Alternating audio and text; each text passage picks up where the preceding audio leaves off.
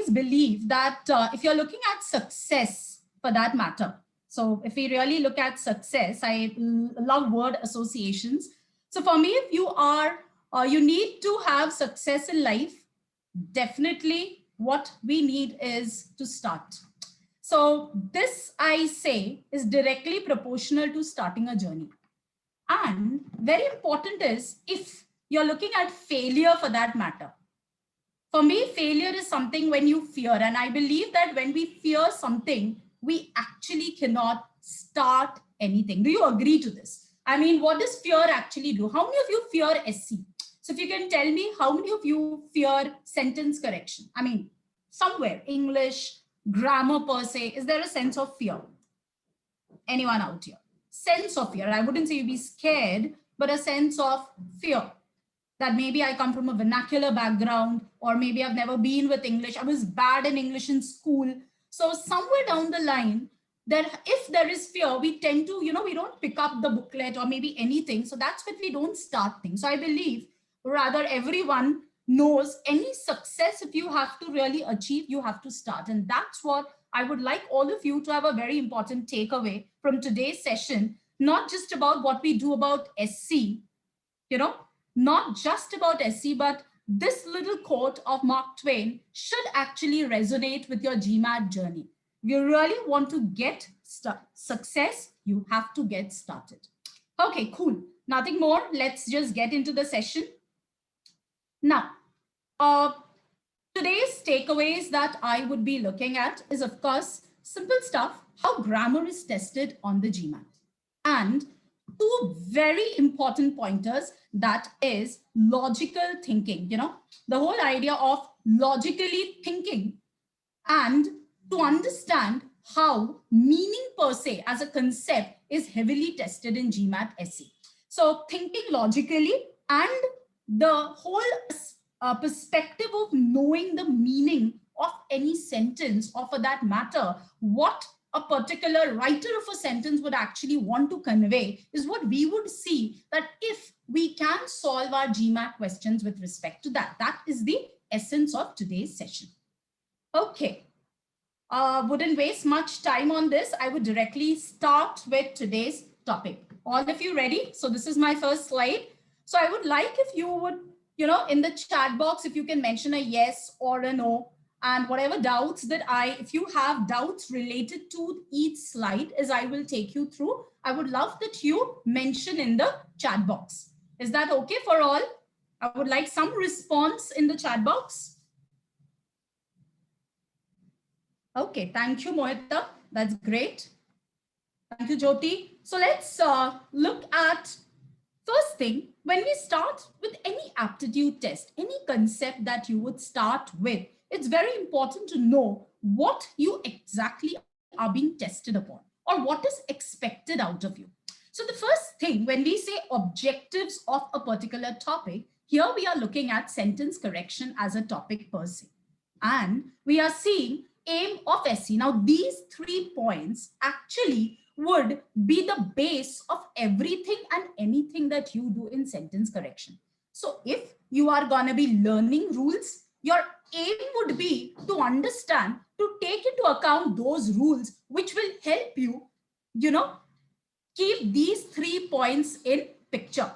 Again, when you are practicing from the OG, or for that matter, if you log on to GMAT Club or any mock test that you're taking, anything that you do which is related to sentence correction, these are the 3 pointers that you have to always keep in mind when you are going to be tackling the GMAT SC portion.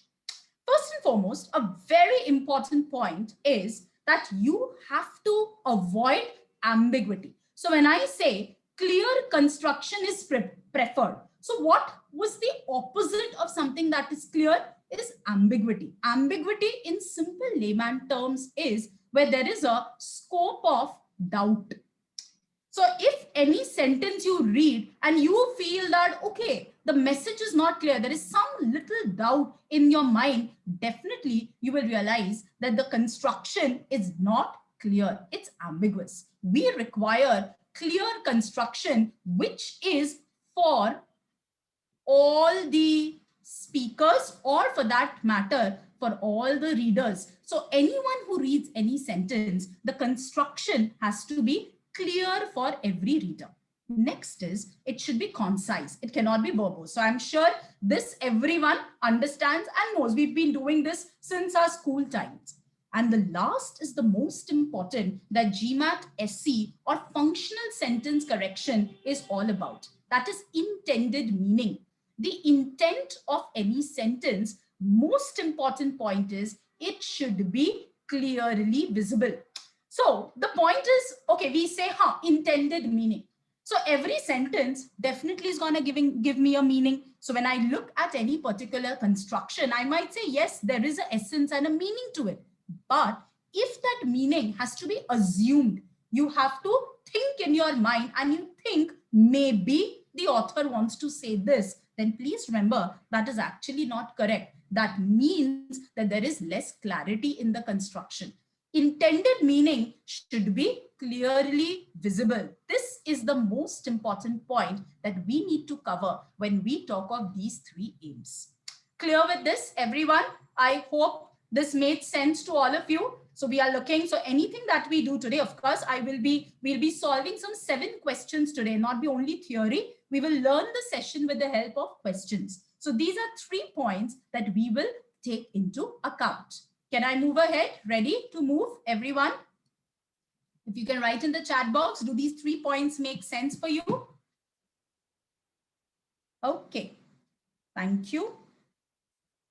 Now, so basic takeaways. So because we've got those 3 points, you all would agree, therefore, that these 3 sentences that I have written would make sense. So first and foremost is, please do not be worried about rules of grammar. Don't be overwhelmed.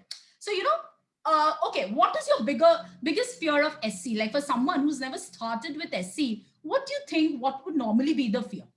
Do you agree the fear can be, oh, so much of theory, so many rules, how to remember, how to apply? Can that be a fear? Can that be a worry in your mind?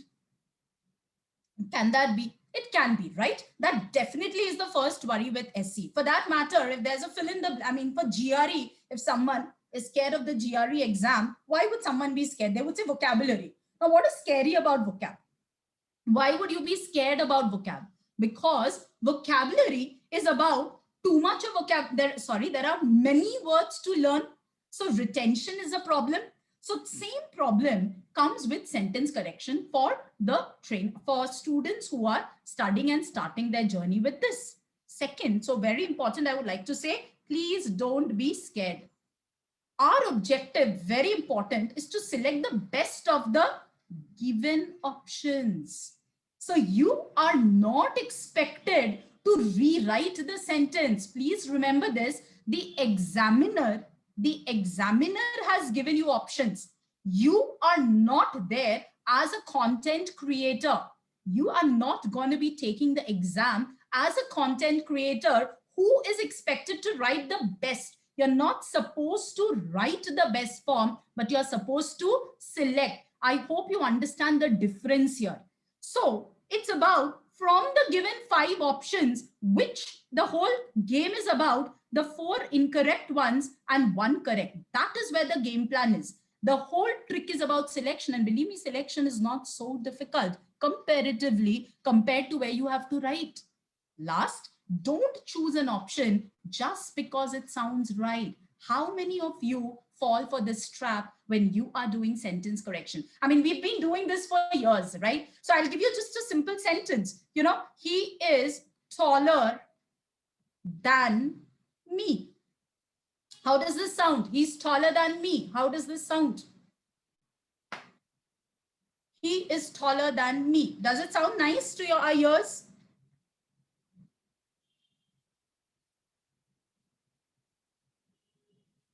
Or is it wrong? How many of you grammatically know, is the sentence correct or incorrect? First and foremost, let's hear. Okay, if I can get some responses. Am I audible is my first question.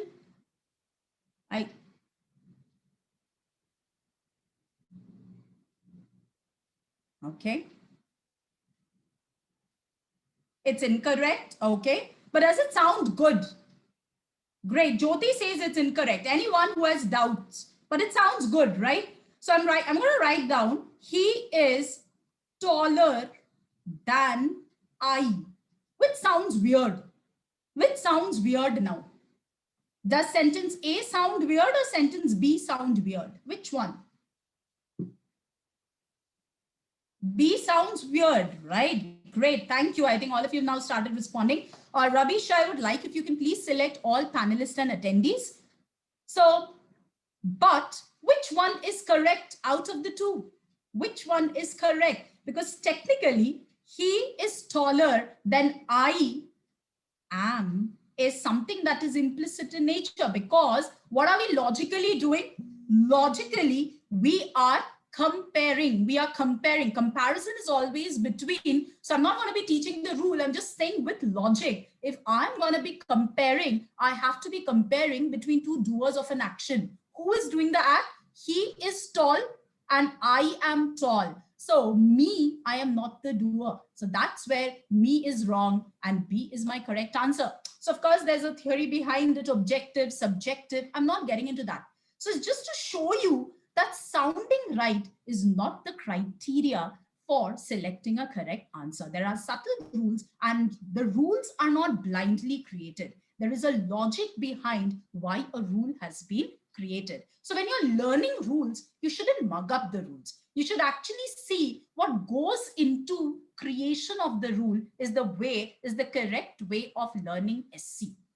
Okay, so it's not that, okay, this trainer has taught us these rules, let's mug it up, or this booklet has these set of rules, maybe Manhattan or Crack Verbal, everyone has a set of rules, I'll mug up the rules. That's not the correct approach. Correct approach would be to understand the logic behind the rules that have been mentioned.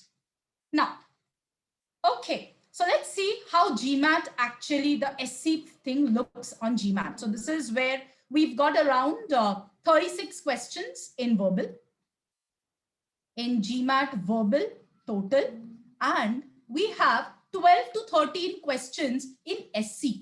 So we've got these 12 to 13 questions in SC out of the total 36 questions. So anatomy of a GMAT SC would be ideally, this is how it looks. So you have an ununderlined part, a part that's been not underlined, and you have an underlined part.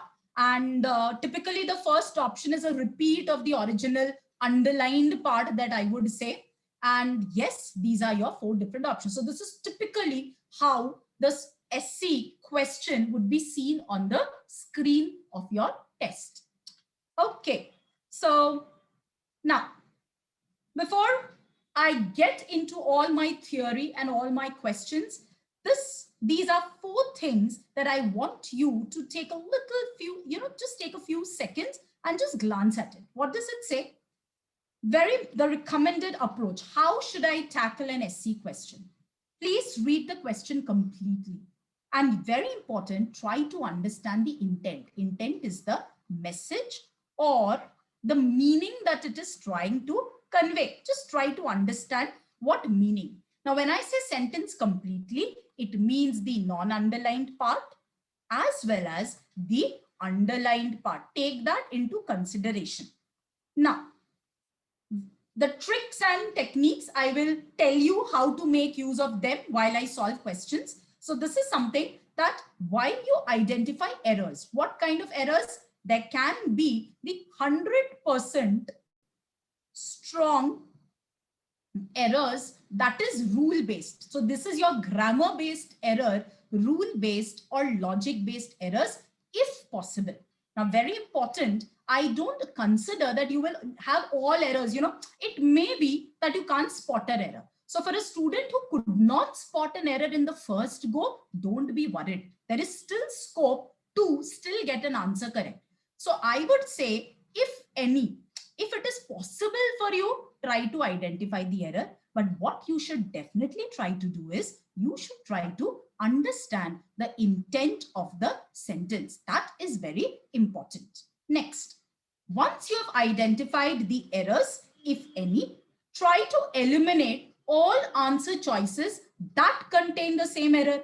Why would I do this? Because this will definitely help in time management. So it is a very wrong method if you are going to be looking for every single type of error that you've learned. Every single rule, if you're going to be testing on the sentences, then that is not a correct approach. Please remember, solver psychology is very different. You have to have a solver strategy. There are two kinds. During the learning phase, it's a different way of doing. But while solving, you have to develop speed and accuracy parallelly. So this second point definitely takes into consideration your ability to be fast, your speed. Next, identify and eliminate answer choices that correct the original error, but also can introduce other errors. So sometimes when you're left with two options, it can be that the original 100% strong error has been corrected. But carefully, you have to compare the options that are left. Compare the options that have been left behind, right? So you should compare them for what? To check if they have other errors. Of course, by logic, they will have. Why? Because in our exam, I can't have two options correct. I will have only one option correct. So this condition is standard for me. So I have to force my eyes. I have to be a smart observer as well as a logical thinker to spot if there is any other error in both these options, and out of this, which one is being left behind, you need to select the one that is least wrong, the one where the error has been corrected. Then last step, very important, verify your answer choice by substituting that least wrong answer with the complete sentence, and please check, is it logically relevant to what the other part, the non-underlined part of the sentence says. Now, in our exam in GMAT, we also have sentences which are complete underlined, things which are completely underlined. So we'll come to that maybe in some other webinar we can have with only, full underlined kind of sentences. We can see that. But today we will be handling only those questions where there is a mix of non-underlined and a mix of underlined sentences. This is what we would be seeing. Okay, clear with this? I hope you understood what the steps are. First is, so I'll just recap this once again. Read the sentence carefully, understand the meaning of the message, try to identify errors, if any, the grammar-based errors or visible errors. Second, based on that, eliminate all the possible answer choices that contain the same error. Third, based on the two close options, compare them with respect to what can be other errors. The other errors can be logical errors also, construction errors also. And finally, when you have your answer that you think, just cross-check once again with the non-underlined part and see if it makes sense. Okay, so good to go till this point. Everyone's clear. Can we move to the next? Clear till this point? So can we look at this? Okay, now let's go to a little theory. Very less theory. I would say some around 10 minutes of theory that I will do with you, and directly we will go to questions. Now, I have this question for you. Meaning shift and ambiguity in a sentence. How does that occur? So can you think and tell me, how can that occur? First and foremost, what is a sentence? What is a sentence? A sentence is nothing but, can I say, it is made up of words, right? A sentence is made up of words. Are there random words? Are sentences about random words? Or is it about words in logical order? Can I say that? So this does make sense with everyone. We've been doing this in school, that it's made up of words, but the words have to be in logical order. Now, so if I have to create meaning shift, if I have to create ambiguity, with whom will I play? Whom will I play? Whom will I attack? Think like an examiner. What are the tools that I will make use of to create, I would say, dissonance, to create haphazardness or some kind of jumbled feature? Whom should I attack? Very important is, it is about, words. We've got something called as phrases. We've got something called as clauses. All these words, phrases, and clauses in their right position, in their correct position, play important roles. Do you agree to this? That in their correct position, they will play important roles. Do you agree? If one changes their positions, if it changes their positions, or I would say removes them or replaces them with other words or phrases, other words or phrases, can I say I can have possibility of error can occur? Can I say that? Possibility of error can emerge. Can I say? Do you think this makes sense? If I change their positions, one changes, I would say. So now look at this word. If one changes their positions, removes and replaces them, can I have possibility of errors? What is your take on this? Yes or no?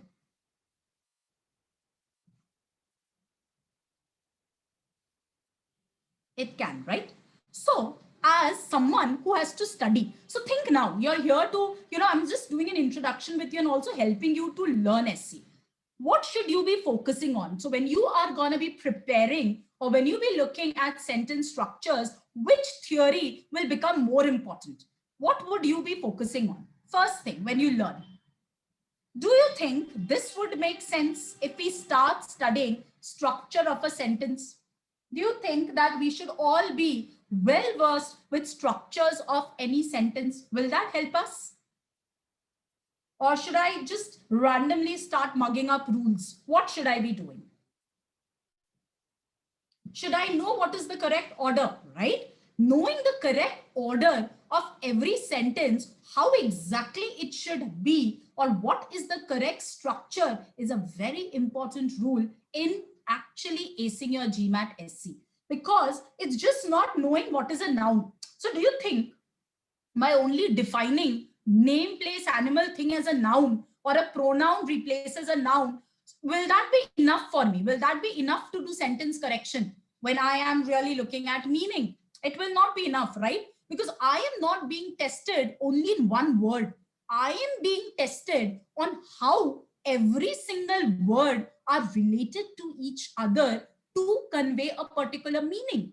That exactly is what the essence of sentence correction or proper way of communicating is all about. So today, if I tell you, for example, this sentence, the boy is playing with the dog. If I just ramble something and tell you as a speaker, dog playing boy with, dog playing boy with, some meaning you get. Do you agree there is some meaning to it?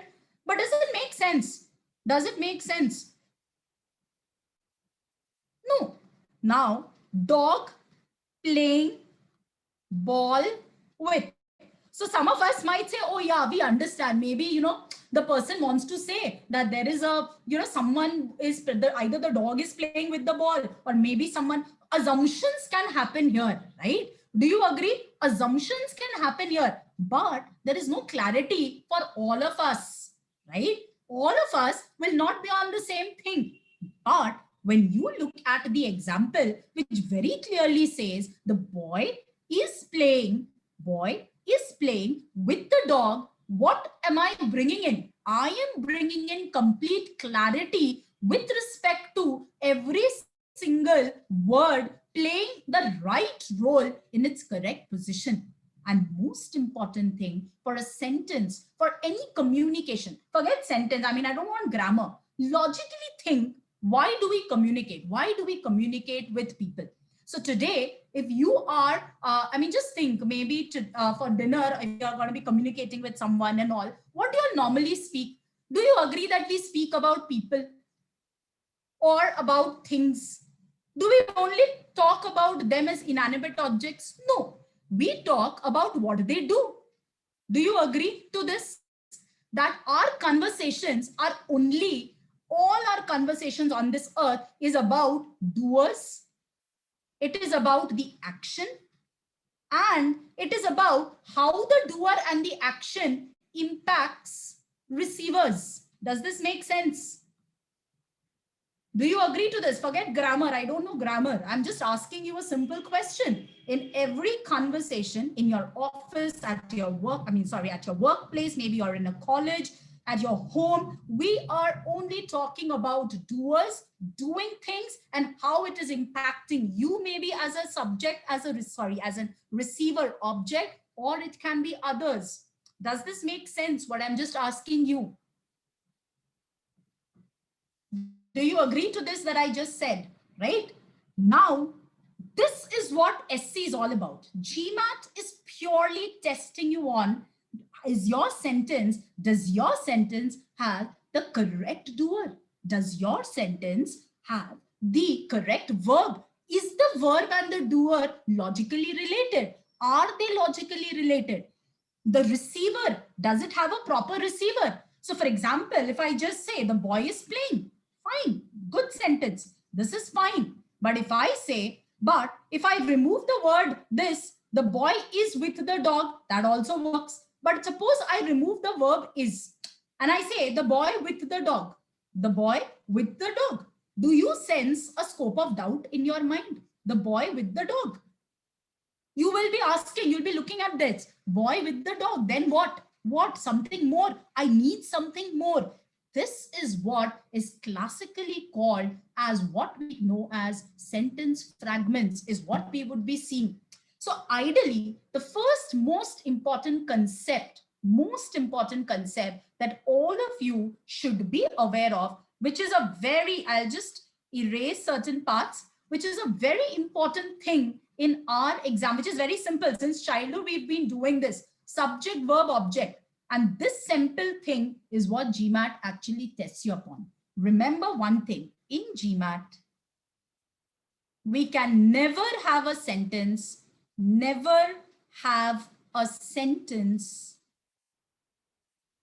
without doers. I would write the word logical doers, logical action, that is the verb, and receivers. This has to be this is the first step that you have to keep in mind. This is very, very important. For a correct sentence, you can never have a sentence without this. So based on this, what will be my rule? What should be my rule? Tell me. I just want to see what will be the rule. What do you think? What should be the rule as a solver? What should you look out for? So when you're doing sentence correction, when you're solving a question, what should always be in your mind? What will you do? What will you be always on the lookout for?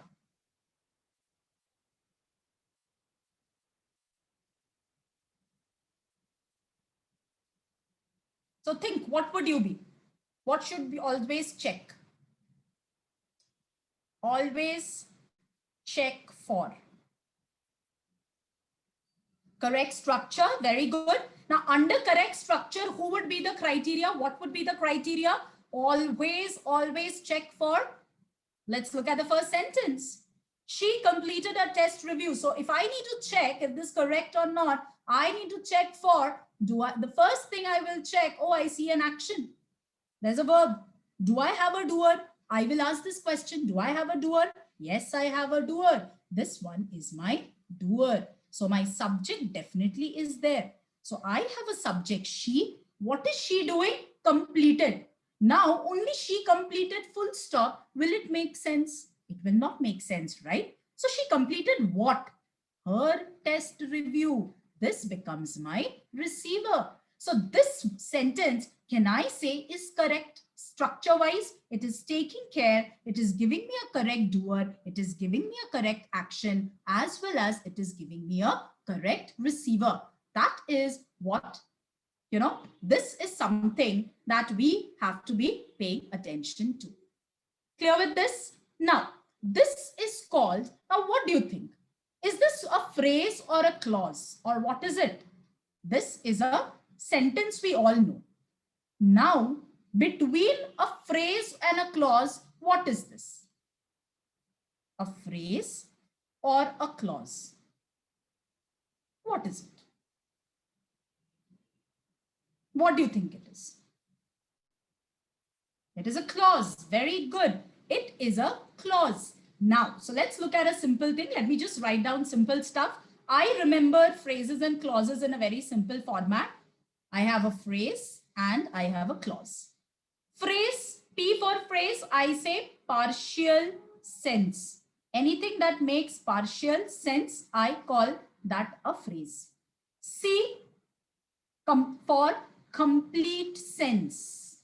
Now, how would something be making complete sense to me? If there is a doer and if there is an action performed by the doer, or for that matter, the complete predicate that we talk of, the action and the receiver taken into account. So clauses basically make complete sense. How they make complete sense? Because of the doer as well as the action will be mentioned. Whereas phrases are nothing but group of words where the combination of doer or action will be absent. Any one of them being absent, that definitely works as a phrase. Now, let's see this. Let's do a little checkout here. I'll just erase this part since you've seen it. So the first sentence, of course, we all agree is a clause, right? It is a sentence. It is not a phrase. This is a clause. Let's look at this. What kind of this? She completed a test review. So this is a clause and she updated her error log. So I have two clauses joined by and. Now let's look at the next. Although she completed a test review. Now let's see this. In place of this comma, if I put a full stop, although she completed her test review, full stop. I have just introduced the word although here. One extra word although has come here. Now tell me, can I call this first thing? Is it a clause? It is a clause. Yes, I am telling you it is a clause. But can this stand alone? Is it self-sufficient? Is my next question. Can it stand alone with a full stop? Can this stand alone? Yes or no? It can't. Very good. Although it is a clause, it cannot stand alone because of that little word although. Now, when I say although she has done this, automatically that little inclusion of the word although is changing the intent of the writer. That means what should be there? Moment I put although she has this, there should be another action that has to complement this, which obviously is she needs to do something more. Now, let me see. Just give me a second.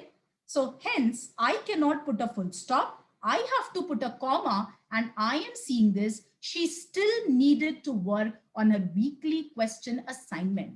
Now, please look at the second part. So I'll call this A part and I'll call this B part. Look at B part. She still needed to work on a weekly question assignment. This is a clause again. Perfect. Can this stand alone? Can this stand alone? Can I say this can stand alone? Yes, if we remove although, then it is okay. It can stand alone. But here, I don't need to, I am trying to understand. Now, part B, can part B stand alone? What do you think? Part B can stand alone. Excellent. So, What kind of a sentence is this now? Compare it with sentence 2. Sentence 2 and 3. In sentence 2, both C1 and C2. I would say the first part is C1. The second part was C2. Both of them could stand alone. Both of them were of equal quality, which I would say is a compound sentence. Because these clauses are called as independent clauses. So under clauses, I have two things. One are independent clauses. Why independent? Because they can stand alone with a full stop. Whereas this part A, which I mentioned with although, renders the clause to be dependent clause. This is called as a dependent clause or a subordinate clause. So the second sentence, can it be called as a compound sentence anymore? The second sentence will be called as a complex sentence. GMAT would love to give you lot of complex sentences. This is a very typical GMAT pattern of sentences that you will be getting in your exam. So ideally, our exam is not about simple sentences like first one. It's more of the 2 and 3 variety. And in fact, 99% of all your GMAT SC would be of the type 3 variety, where you will be having mixes of dependent and independent messages or actions that are present. And you have to see, are they logically connected or not? Or do we have the right words that is being used to connect them? Clear with this? So I hope everyone's clear with what a phrase and a clause is. See, its time is very less for me. It's only 60 minutes. So in that, I'm just trying to give you a little nutshell about what is there, right? Clear with what phrases and clauses are? Can we move ahead? Okay, thank you so much. Now, last concept drop, which is very important before I go in, and we've actually taken care, are sentence fragments. So GMAT loves this. So they are incomplete ones. Now I will, just look at this. I'll go fast with it. Removing it painstakingly in small amounts. What's the problem here? What's the problem? Who is the doer? Do you agree the problem is who is the doer? Who is removing it? Something is being removed. What is it? In small amounts. The man, okay, there's a man, I have a doer who waved goodbye and headed back. Now, I want to show you a very important thing. I told you that there will be 3 things. So in a conversation, okay, in a conversation, when we are talking with people, what do? We are speaking about doers, right? We are speaking about the action that's performed. We are speaking about receivers. What else do we do? Can you tell me what else do we do logically when we are talking with our friends, speaking to each other? What is a part of our conversation? I want you to think a little. I have covered 3 things. What else do we do when you talk? Now, suppose about this lecture, forget anything. Today you attended the lecture. Someone will ask you, how was your lecture? How did you all find the lecture? So what would you do? You will tell me, okay, there was a teacher. The teacher taught. Teacher taught me SC. So that becomes the doer. That becomes the action. That becomes the receiver. But what is the 4th entity that all of us do always when we are conversing? What do we do? Logically, I want to understand. Mohit, please select all panelists and attendees. What do we do logically? So I'm giving you a clue. The clue is there in this. The man who waved goodbye and headed back into the cold wintry night. What is this part? This is something that we do. This is the 4th element. Can you tell me what is this? Add details. What kind of details? What are the details? What type? I just give you an example about the lecture that you're attending today. Either you will like it or you will dislike it. So when you like it, the details, so even you like or dislike, so, okay, learn something. Something becomes an object. But basically, when I say like and dislike, I'm giving you the 2 terms. You would want to elaborate that. Would I say it would be descriptive in nature? It will be description. It will be add-on information. That is what logic says. You will have doers, this, and you will have descriptive data. You will have descriptive data in any sentence.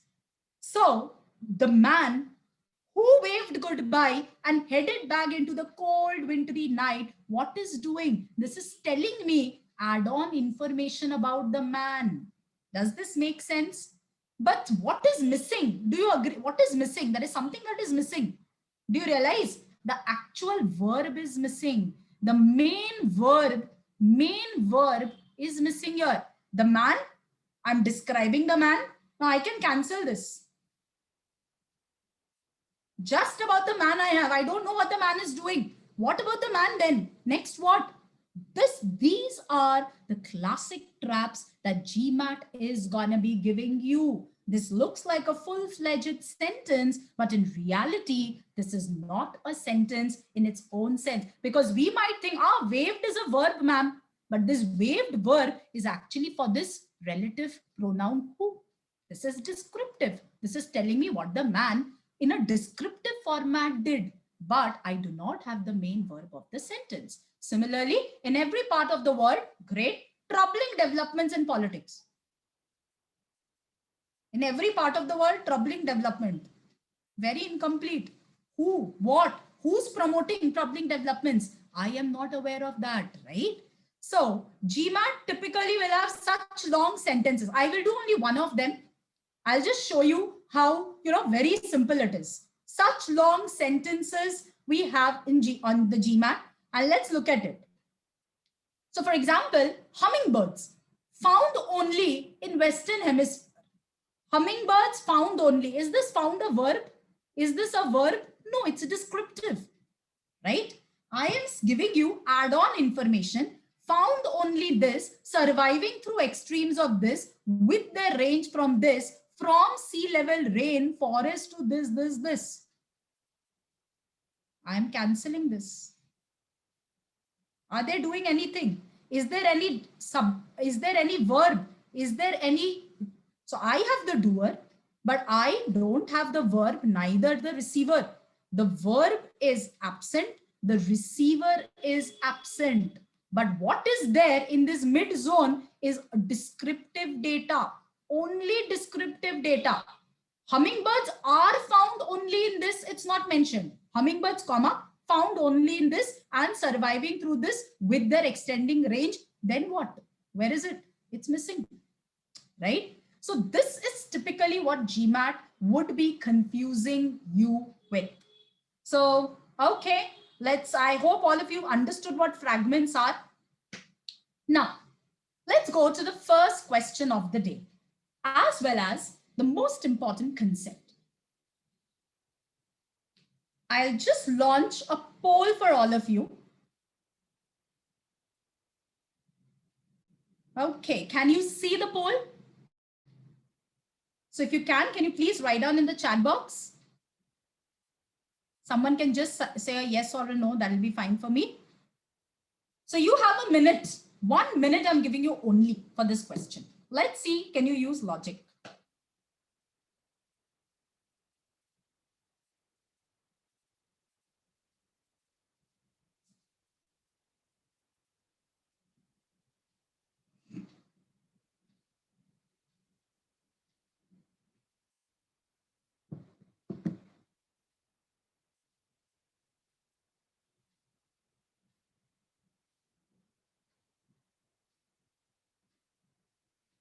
There is a poll that I have launched. Can you see the poll? Rachel, can you please help me? Is the poll visible to all?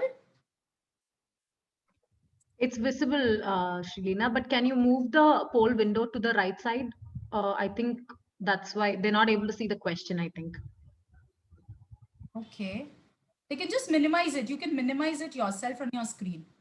You just minimize it.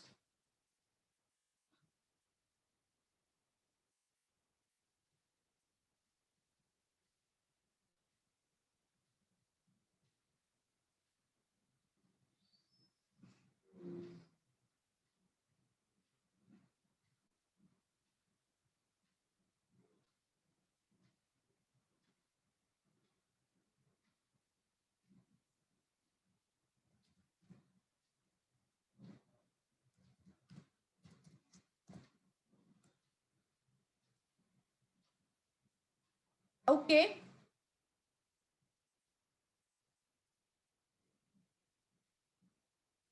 So last few seconds, let's see, give a guess. We have to learn guesswork also, right? In our exam, we need to also learn to make calculated guess.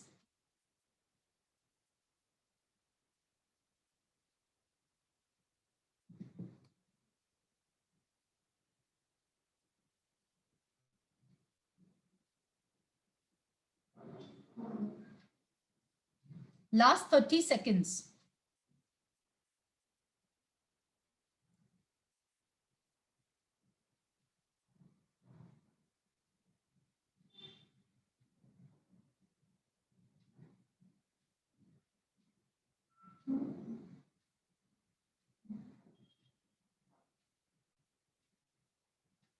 Okay, I'm going to be ending the poll.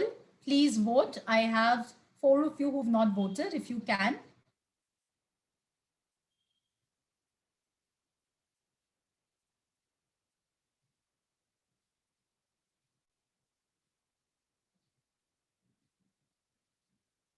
Okay, great. So I'm sharing the poll results with you. Excellent, very good. So can you see the results? Can you see the poll results?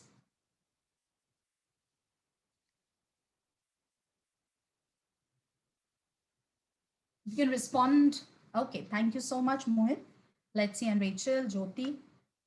Okay, so let's do this very simple.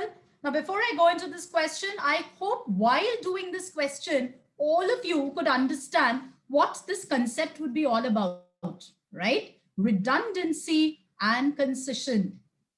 So I hope this makes, so for example, if I say basic fundamentals, what is this? Basic fundamentals. Does it make sense? Both are one and the same. So either you say fundamentals or you say basic, right? This is classic redundancy is what we are looking at. So when we talk of, so it says Oman's economy has grown tremendously. So I have the doer, I have the verb, grown tremendously. That's my message. Over the past 10 years, great. Averaging an annual increase. Okay. Each year. Now, moment I read annual increase each year, all of us should be able to find a 100% flaw. Do you agree? I'll just change the ink. Just give me a few seconds. So this is a 100% trap. Do you agree to that? Annual and each year is repetitive in nature. That's redundant. So moment I see it, what should I do? I should look at those options where I see annual as well as each year. So this is cancelled. Annual, each year. It should hardly take us few seconds to cancel this. 9% averages out. Okay. Okay. Average, annual, each year. I am done and dusted. Now I am left with only two options. This becomes my XY pair. This I would call as my XY pair. Now let's look. Now let's understand the meaning. Let's go.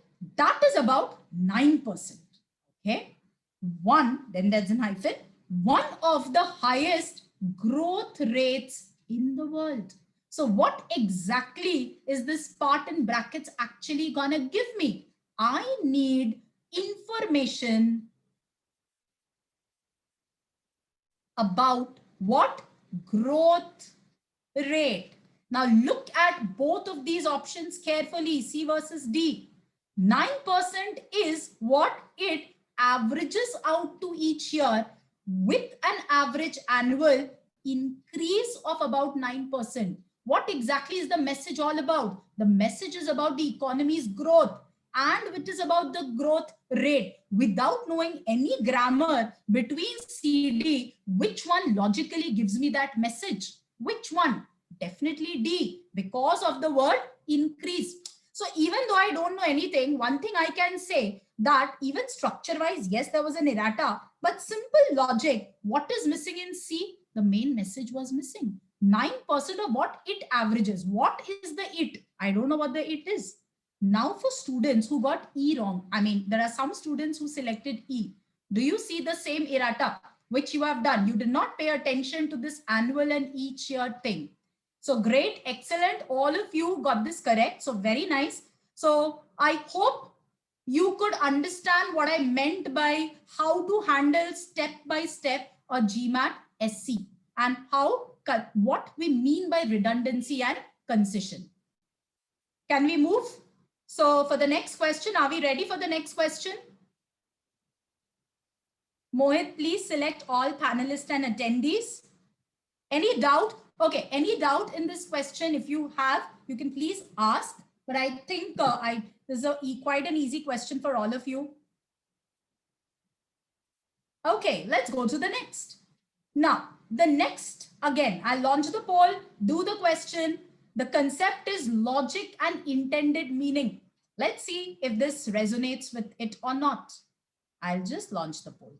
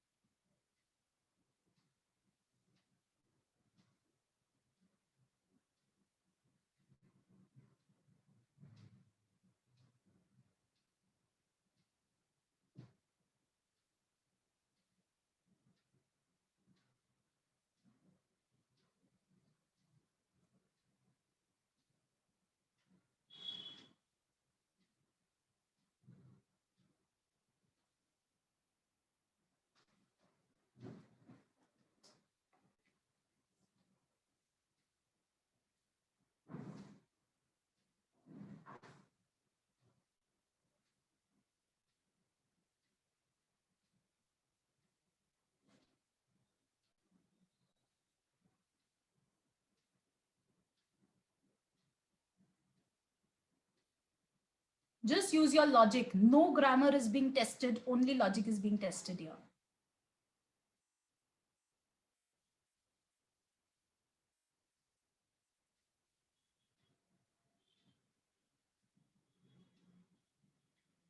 Okay, last 15 seconds. I'll be ending the poll.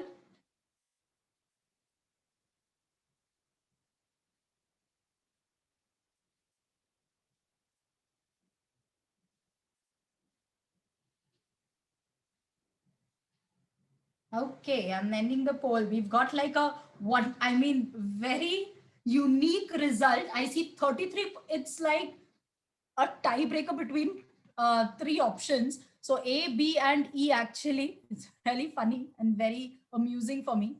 Now, let's look at this. What does the story say? What is the message? It says, as the former chair of the planning board for 18 consecutive years. So someone, let's start seeing from here. Someone is the chair of the planning board. Now, former or whatever, I have to find. I mean, does it make sense? You're chair of the planning board for 18 consecutive years and you are a board member for 28 years. Tell me, can someone be a former chair for 18 years and 28 years? And it says JP attended more than 400 meetings and reviewed more than these applications. What is the second part telling? One thing is sure, it's about there is some relationship between JP and being the chair, right? Everyone agrees to that. And you are of the planning board. There's a board. You're attending meetings and you're reviewing some applications. So ideally, this 18 years and 28 years is an action that is related. Can you be the former chair? As a former chair, can you be a former chair for 18 years? Yes or no? Logic, simple logic. Can you be a you can hold a post, you know, you formerly held a post, but for 18 years, can you be holding a, you know, can you be a former person holding the post? Sweethearts, you can't. Safely, it would have hardly taken you this. You're left with only XY pair. This is your XY pair. She was an as. Now, my question is, let's look at it. As, so I am saying I'll substitute as the chair. Whatever, JP. Then whatever. Now you say she was. Then I say JP. Between both the sentences, tell me carefully which one gives us clarity that JP basically is the chair of the planning board. Which out of the two? Does option D give you clarity or does option E give you clarity that JP actually is the chair of the board? E, very good. When you say she was, but you don't have clarity that she and JP are related to each other. She was this, then it says JP attended, but I don't have clarity. I still have some sense of doubt in my mind. Who is it? But if I say as the, it clearly, crystal clear sentence, who is JP and attended more? Why did he attend more? I'm sorry, why did Joanne attend more of them? Because she was the chair. That makes more sense. It is not necessary that you have to put the gender here. The as is giving me the intent behind the act attended more than this. Why is he or how is she able to attend all of this? That is what sentence E tells us, and Delhi is wrong. Clear with this? I hope you got a little overview of what I meant by logic here. Can we move ahead to our next question of the day?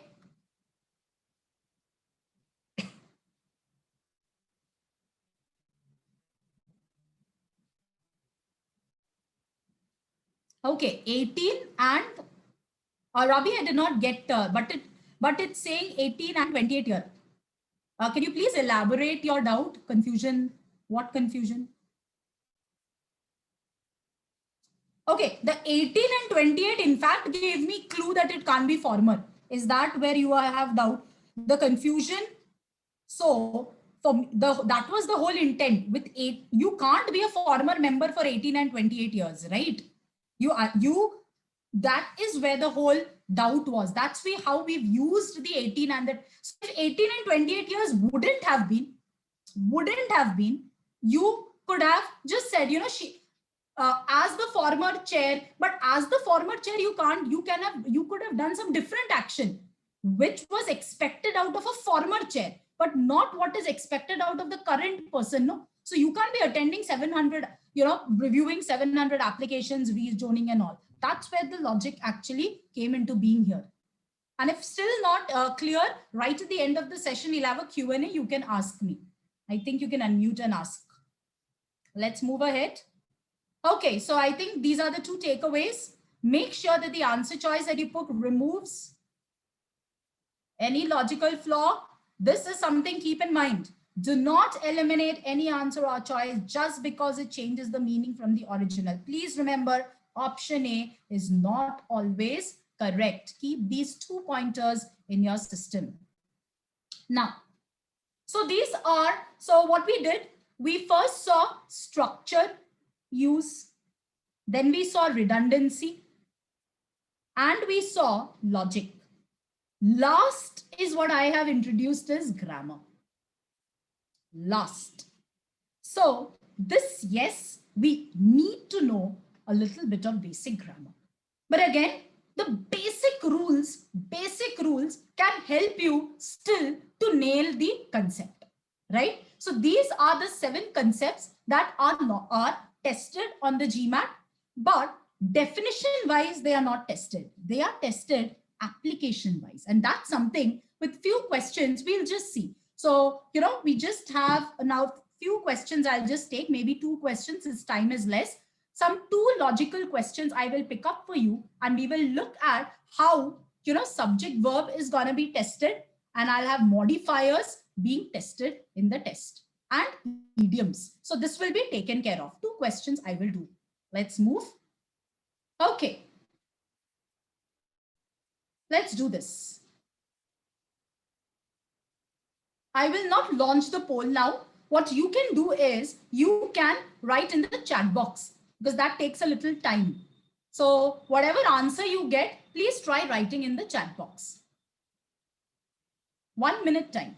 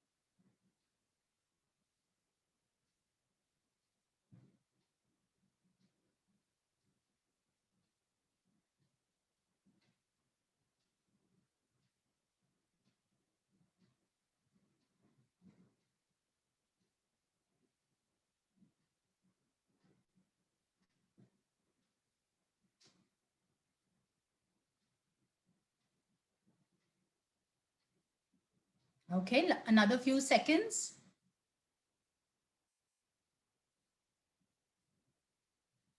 Another option, I would see everyone can please give your answer.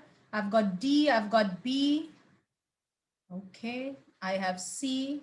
Hala, can you please, Ahmed Hala, can you please select all panelists and attendees? Everyone can see your answer then.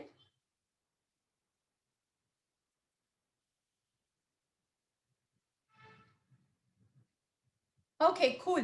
I think let's try, let's see how this is. Now this question, you can do it with theory, like if you know, you can mug up rules and all, but you could use logic here. Now how will I use logic? I'll be asking some right questions. Now before I get into it, for subject verb agreement, very basic rule, the logical. When I say noun, I'm looking at basically the doer aspect. If I have a single doer, the verb should show that it is single. The verb has to show that it is single. So I'll have a S to it, right? But if it is plural, so for example, boy is single. So I say boy is plural. So I say boys are. So the verb should show it is not single. So for me, very simple, I say minus S, or basically I don't need to have an S there. So this is a basic rule of subject verb agreements. There is no exception to this basic rule. This is 100% gold rule, I call it. Gold rule means there is no exception. Exception will only be what type of subjects can be single and plural. This part, there is no exception to it at all. Please keep that in mind. Now, sometimes I can forget all my rules, right? So what I do is I just keep in mind, are we talking about single or are we talking about plural? Who becomes? Let's see. Since 1981, when the farm depression began, okay, the number of acres overseen by professional farm management companies, okay, we are talking about the number of acres overseen by this have grown. Now, moment I see a verb, please remember, very important rule, verbs are the key to any SC. Moment I see the verb, I ask a question, who or what? So, what is grown? What have grown? So, you tell me now. Simple question I asked. Grown from 48 million to nearly 59 million. An area that is about Colorado's size. So how many of you asked this question? Very important if you have not. So learn from today. Moment you spot a verb, you should ask the question who or what. First to check, do I have a doer? Do I have its doer? If it doesn't have a doer, that means sentence has a flaw. If I have a doer, is the doer logical? And is the number, the countable aspect really matching? So what is grown? Please answer. Is it the companies that have grown? Is it farm depression? No, it is the number of acres. Now, when you say the number is a fixed value. 10, 20, 30, 40, 50, fixed value. So fixed value will be logically single or plural. What will it be? I'm not teaching you rules. I'm asking with logic. A fixed number will be single or plural. It should always be single. Option A be gone. I'm only left with C, D, and E. These are my three options. Now they all look similar visually. What do I do? Has grown. Now let me vertically look at it carefully. What is the intent? The intent is that the number of acres has grown from X to Y. X up to Y. Now you are saying X up to Y. Does it make sense? Think carefully. X up to Y, grown from X up to Y. What is the problem here? Logically, do you see the problem? What the problem is now? I'm already saying I'm growing. I'm growing from X to Y. Do I have to say up to? I can say that I have grown up to a limit. There is always an upper limit. But here the intent is to say from X value to Y value. This is what we mean by idiomatic usage. But even to learn this idiomatic usage, without knowing it, I could have used my sense here. So as you are practicing n number of questions under sentence correction, this is how your logic and your sense will start developing. So don't look at OG just like a practice book. Don't look at any GMAT question only as a practice question. Look at it from a perspective of learning the theory with respect to how GMAT is testing us for its sentence correction rules. How is GMAT really testing us for redundancy? How is it testing us for logic and for sentence structure? Clear with this as well as for grammar? So my correct answer here is safely sentence C, not D. I hope you could refer to what I just said. Clear, students who selected B and D, whatever doubt that you had and everything could have been taken care of. Any doubt?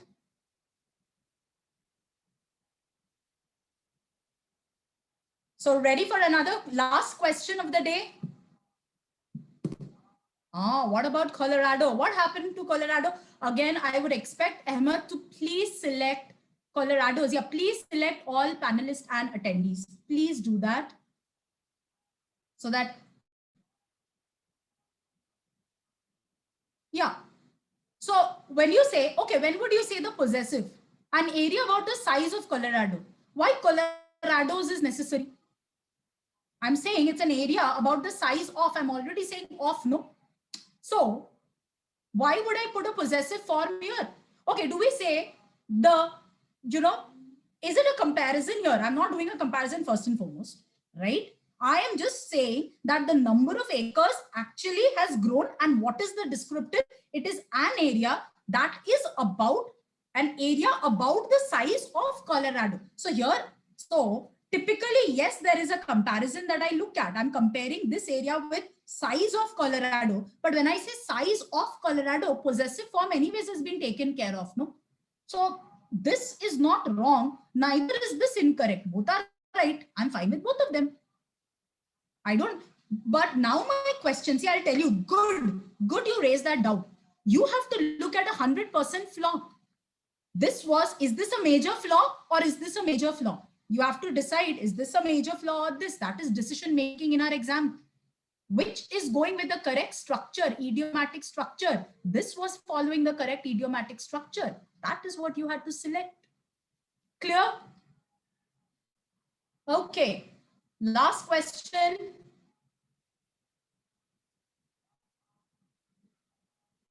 Can we finish a last question, Robbie, and then come? You can ask me right at the end. This question, example 2. Okay, let's try doing this visually. Last question. Okay, I'll please try this 1 minute for you.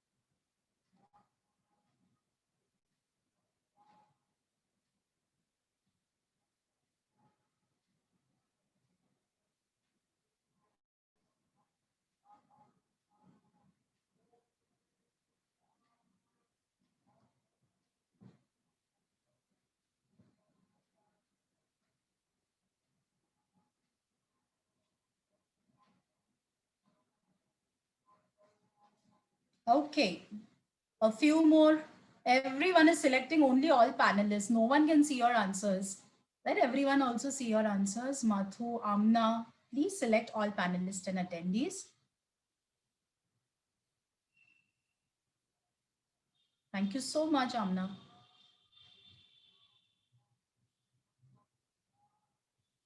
Okay, great. So can we try this now? I think all of you've got a little hang of this. So it's a little logic called as parallel construction. Now, the word parallel should give you a clue. Parallel lines, right? So lines can be parallel only when they can be lines, right? I mean, they have to be of the same orientation, same direction. That's the whole idea, right? So let's see this. The most common reasons for an employee's unwillingness to accept a transfer are. So what will I expect? What is gonna come here? Ideally, they have to be reasons. I am gonna be seeing reasons. So let me see. Now, as I glance at them, I see what is common and is common. Now, moment you see and, you should, as a solver, a message should immediately be sent to your brain. They are joined by and. Let me check. Are they items of a same list? Are they items of the same list? When I say same list, it means they are conveying the same message.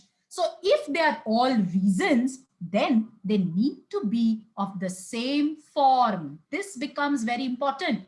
So a word has to be joined by a word, a phrase by a phrase, and a clause by a clause.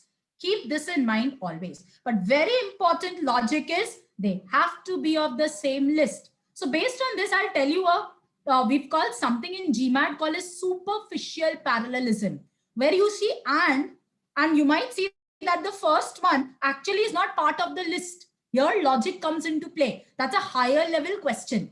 Basic 600 level, 650 level, you will be tested on this. Higher level, they will skew the items in the list with respect to the intent. That is a higher concept. That is how basic to advanced concepts are changed. So advanced rules don't come randomly, from the sky. They just don't come crashing onto earth.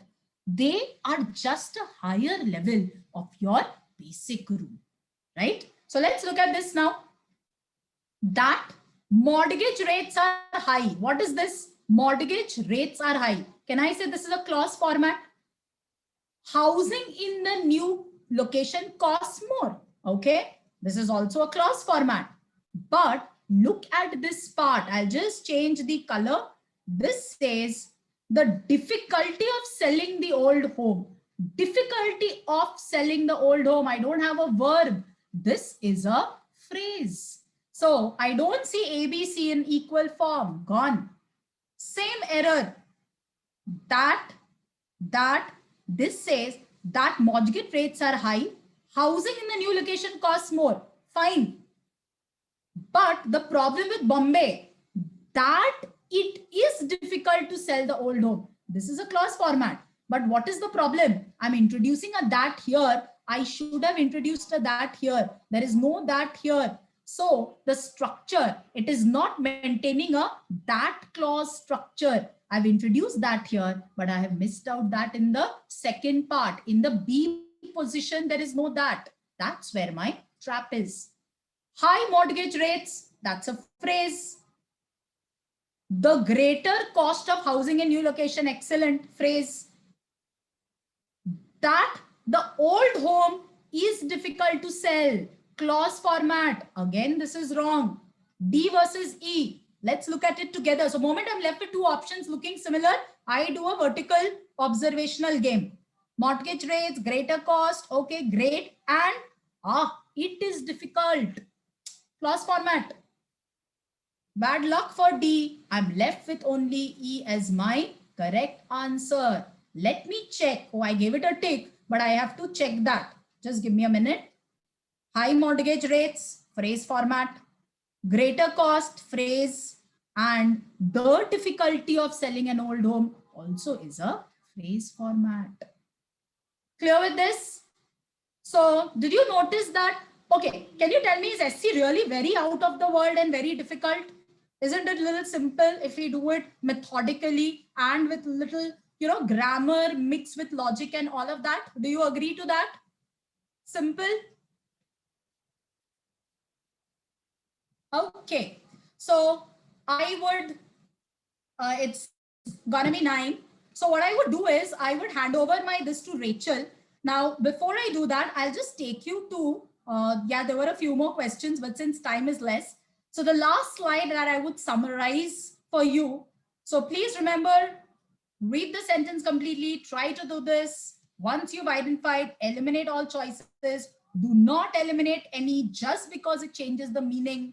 And please verify your answer choices by substituting grammar and logic. So this is my last takeaway that you should always keep in mind, right? So I would, any doubt, anything, do you have any doubt?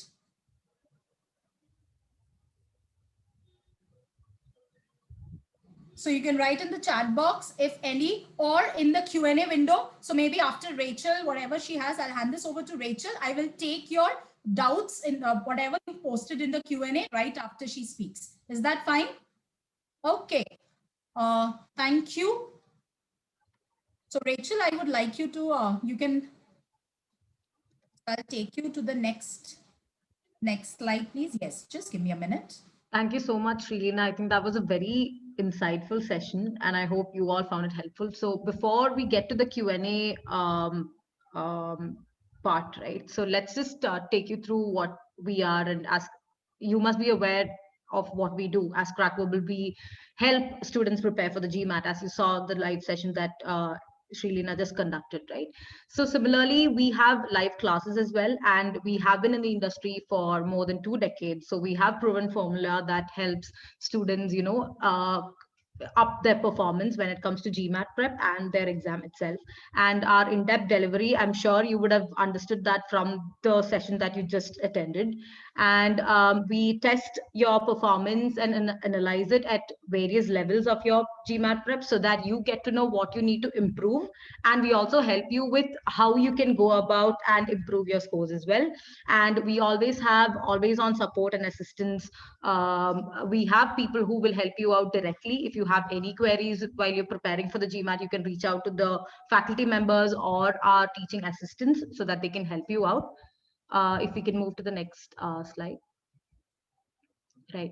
So depending on how you decide to prepare for the GMAT, it's not one course that we offer. We have different types of courses, which is one is the GMAT on-demand course, which is something which is a course that you can take based on the pace that you would like to have. It's not something that we will, it's not a course that you have to take, like, let's say we have an 11 to 12 p.m. Class today and you have to attend it. It's not like that. GMAT on-demand course is something that you can take up whenever you want to watch the video. You can watch it, you can learn, you can reach out to us if you have any doubts. As I said earlier, we will have people to help you out. And we also have weekly prepathons where you will be solving OG questions with our faculty members. We have the GMAT Live at Home course where you will have specific scheduled live sessions with our faculty members on the weekends. Even in this, you will be able to attend the weekly prepathons.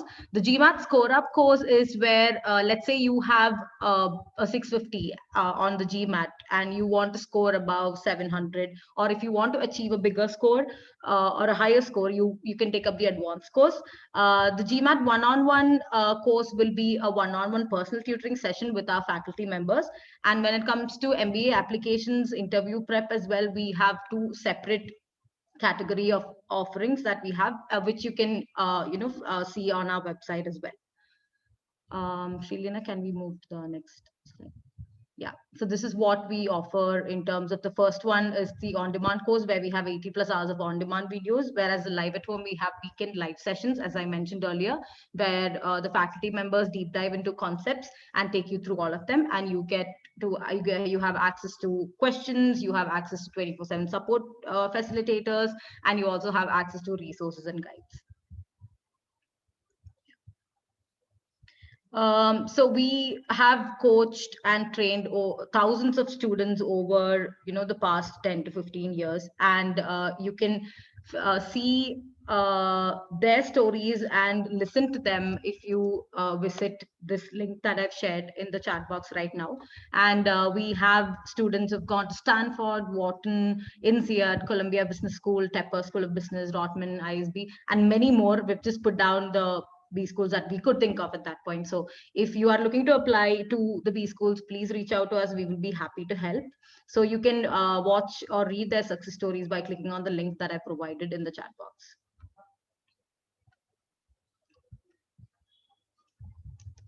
Right. And so we have, so the session that you attended right now is a sentence correction session, right? We have an upcoming GMAT SC class that's coming up over the weekend. And we have another class that's starting in a couple of weeks.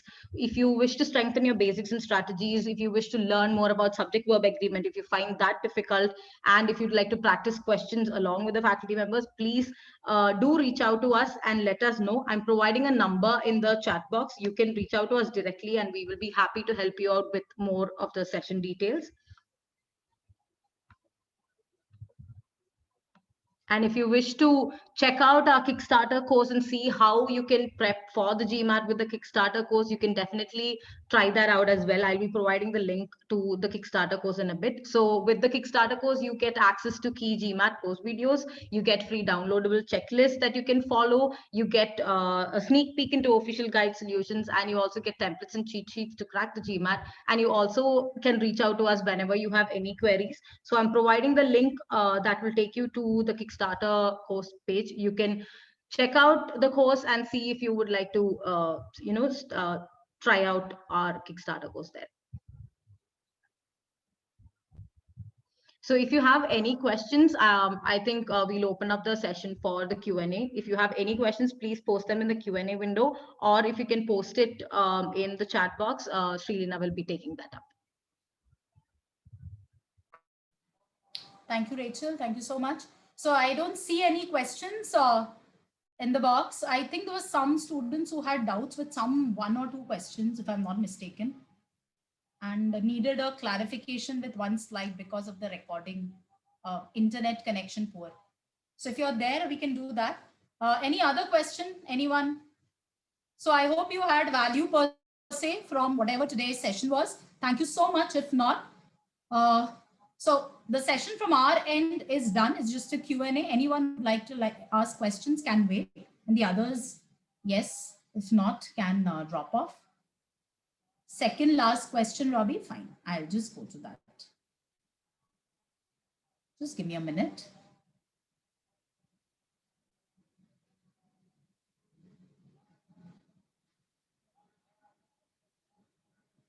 This question? Is this the question? I hope second last. Yeah. So this says that very simple. It is a basic subject verb agreement rule that we are doing here. We know that if the subject is single, the verb has to show it is single. Subject plural, verb has to show that it is plural. So when I was reading it, it says since 1981, when the farm depression began, the number of acres overseen by professional farm management companies have grown from X to Y. Now, moment you see the verb, this is an action, grown, have grown is my verb. It is important that moment you see a verb, you should ask the question to it that who has grown, what has grown, and check that do I have, does my sentence have a logical doer or not? So, moment I ask this question, logically what has grown? Have companies grown from this many to this many an area? Can an area be about companies? What can be an area? It is the acres that we are talking of. And what about the acres? It is the fixed number, the number. So whenever I have fixed value will always be single in nature, right? It will be singular. So that's where moment I come to options, have gone, I'm left with only C, D, E. As I look at C, D, visually they look similar. So as they are visually similar, I would try giving a vertical scan to the options till I see something that is different. So till here, everything same from X, from X, from X. But then what is the intent? From X to Y, from X up to Y. So I am saying growing from a particular value up to a value. But is this a correct logical usage? I can grow up to a limit. But when I'm giving a range from, when I'm saying from, the from has to be X to Y. It has to be directed towards X point to Y point. Up to would be an incorrect usage. And that's how all these options when you're left with only C. So this is the logic with which we have come to C. Clear? I hope it made sense, Robbie. Okay. Anything else? So after today, I hope you will start seeing sentence correction. Yeah, the number you thought is plural. I know. A number is plural. So, when you say a number of people have arrived, a number means some. A number means some. Some people have come. That is plural. But it is the number. The is fixed, 10, 20, 30. Hence, that is single. So I don't say that 1 lakh rupees, but the number of acres, no? Rabi, think carefully. So what exactly has grown? Acres have grown or the number has grown? Ask the question again. Keep asking this question. Don't get confused by definition-based rules. Look logically. What is growing? Acres are growing or the number is growing? It is the fixed number, right? Thank you. Okay, so last little few words that I want to say. I hope you understood that you can use logic a lot. So start implementing logic. Don't go with sounding right. Use meaning to solve your questions. So thank you very much. I would end the session. Yes. Great teaching you all. You all have been an amazing patient audience, all of you. So thank you. Good night. Thank you so much. And all the best for your GMAT journey. I'll be stopping the share.